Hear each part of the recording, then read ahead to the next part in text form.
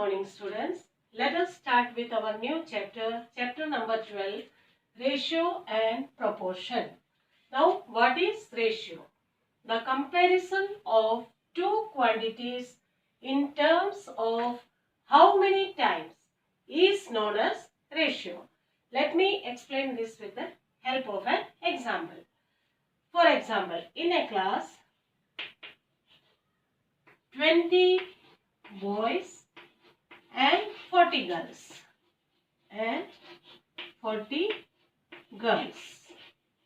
We have to find the ratio of number of boys to the number of girls.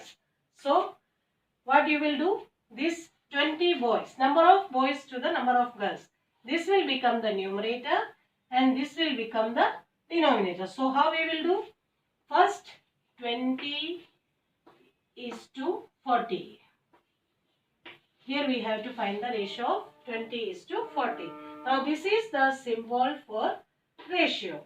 Now we will show this ratio in simplest form. So 20 divide by 40. See, 21s are 20 and 22s are 40. Now see, this is in fraction form and we will write this ratio like this way, 1 ratio to 2. And we will not write any unit here, number, centimeter, kg or nothing.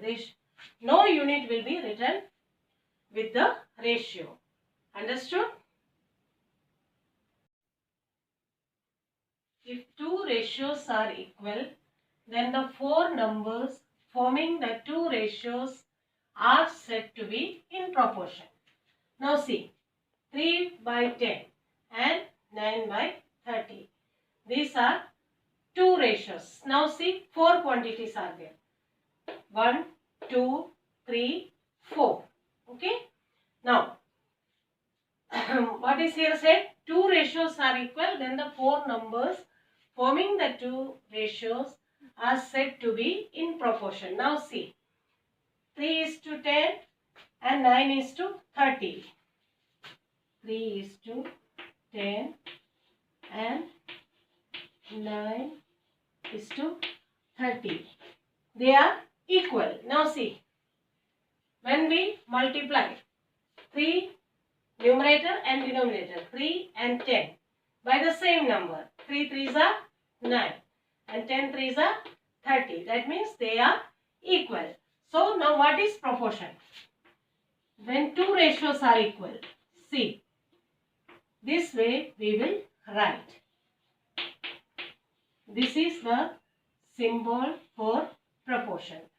When two ratios are equal, they are said to be in proportion. 3, 10, 9 and 30. Now first and fourth, these terms are called extreme terms. First and fourth. And second and third, they are called middle terms. We can read this as 3 is to 10 is just like 9 is to 30. Understood? Equivalent ratio. We can get equivalent ratios by multiplying or dividing the numerator and the denominator by the same number. Now see, 6 ratio to 4. This is the numerator and this is the denominator. This way we will write in the fraction form. Now we can get the equivalent ratio by multiplying or dividing the numerator and denominator by the same number. See, 6 into 2 and 4 into 2 is equal to 6 2s are 12 and 4 2s are 8. So 12 is to 8 is an equivalent ratio of 6 is to 4. Now same way, 6 by 4 divide by 2. 6 divided by 2 is 3 and 4 divided by 2 is 2. So 3:2 is the another equivalent ratio of 6:4. That means we get the equivalent ratio by multiplying or dividing the numerator and denominator by the same number. Understood? Next topic is unitary method. The method in which we first find the value of one unit and then the value of required number of units is known as unitary method. Now, in this method, what is given? First, some value of some units are given. That means 4 to 5 or 10, 12 value is given. First, what we have to find? We have to find the unit, and 1 value of 1 unit. Then we will find the value of required unit. Now let me explain this with the help of an example. If the cost of 6 cans of juice is rupees 210, then what will be the cost of 4 cans of juice? So first, here's cost of 6 cans of juice is given. So first, what we will do? We will find the cost of 1 can of juice. So cost of 1 can of juice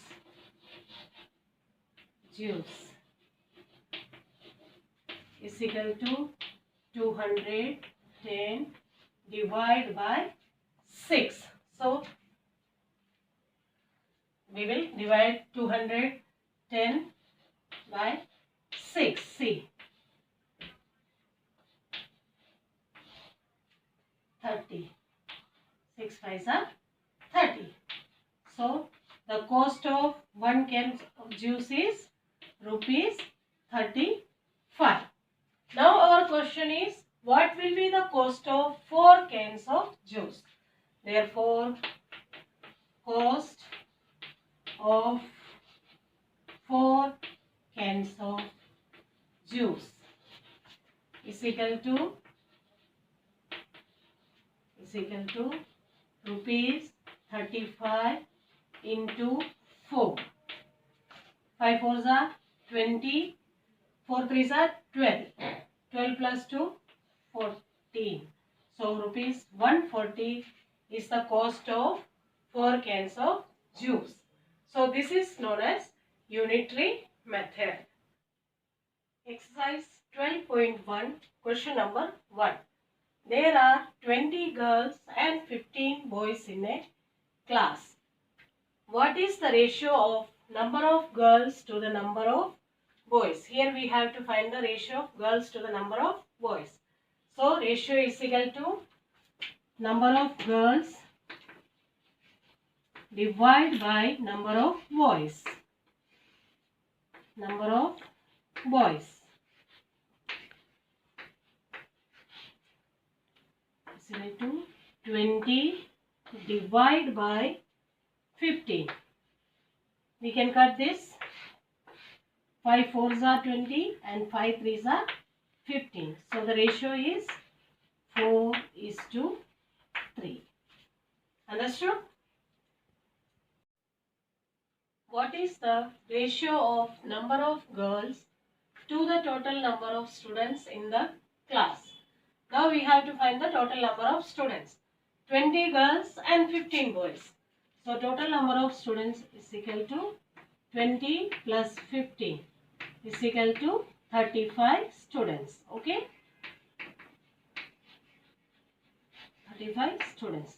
We have to find the ratio of number of girls to the total number of students. So number of girls 20. Therefore ratio is equal to number of girls divided by total number of students. Number of girls divided by total number of students. Okay, number of students.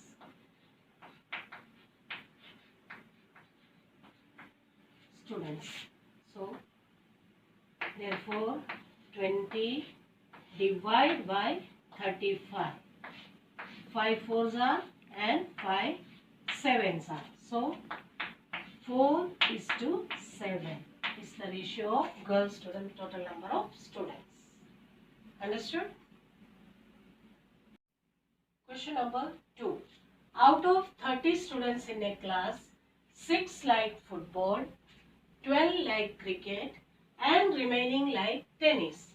Find the ratio of number of students liking football to the number of students liking tennis. Now 30 students are there in a class and students liking football is 6. 6 students like football and 12 like cricket. Students liking cricket is equal to 12. And the remaining students like tennis. So, we will find how many students like tennis. So, total students 30. First, we will add this. 12 plus 6 is 18. So, 30 minus 18 is equal to 12. 12 students like tennis. Now we have to find the ratio of students liking football to the number of students liking tennis. So, students liking football divide by number of students liking tennis. So, 6 divide by 12.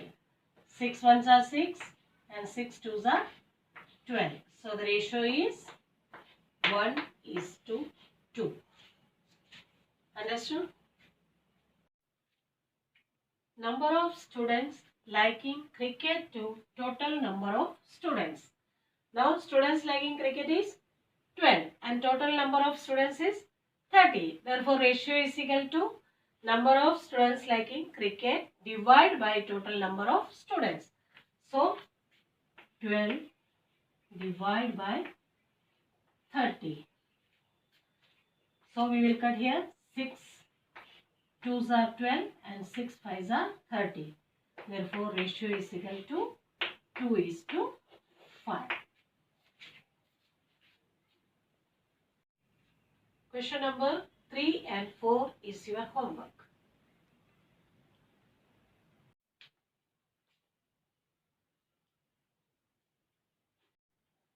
Question number 5. Fill in the following blanks. Now here some blanks are given. We have to fill in. And then we have to answer, are these equivalent ratios? In the introduction, I already told you that when we multiply or divide the numerator and denominator by a same number, we will get the equivalent ratio. Now see, 15 divided by 18. Now see here. Here the denominator is 6. That means 18 divided by 3 is 6. So, we will also divide the numerator 15 by 3. So, 15 divided by 3 is 5. Now, see. Here the numerator is 10. So, we will multiply 2 with 5. 5 twos are 10. So, we will here multiply 6 into 2. That is 12. Now, see. Here the denominator is 30. So, see here 6. 6 5s are 30. So, 5 5s are 25. Are these equivalent ratios? Yes, they are equivalent ratios. 5 by 6 is the simplest form of all these ratios. Therefore, so these all are equivalent ratios. Equivalent ratios. This is your answer. Understood? Question number 6. Find the ratio of the following. First is 81 to 108. So we have to find the ratio of 81 divided by 108. Now what we will do? We will divide this with their HCF. The HCF of 81 and 108 is 27. Divide by 27. 27 3s are 81 and 27 4s are 108. Therefore, the HCF is, therefore the ratio is 3:4. Now, B, C and D is your homework. Question number 7. Find the ratio of the following. First is 30 minutes to 1.5 hours. Now see here, this is in minutes and this is in hours. So what we will do? We will convert this to minutes. So 1 hour is equal to 60 minutes. Therefore 1.5 hours is equal to 1.5 hours into 60 is equal to 90 minutes. Now we have to find the ratio. Therefore 30 minutes divided by 90 minutes is equal to 31s are 30 and 33s are. So 1:3 is the ratio. Understood? Now 40 centimeter to 1.5 meter. See here, one is in centimeter and one is in meter. So we will convert this to centimeter. So 1 meter is equal to 100 centimeter. Therefore 1.5 meter is equal to 5 into 100 is equal to 150 centimeter. Now 40 divide by 150 is equal to 10. We will divide by 10. 10 fours are 40 and 15 tens are 150. So our ratio is 4:15. Understood? C and D is your homework. We will continue further in our next class.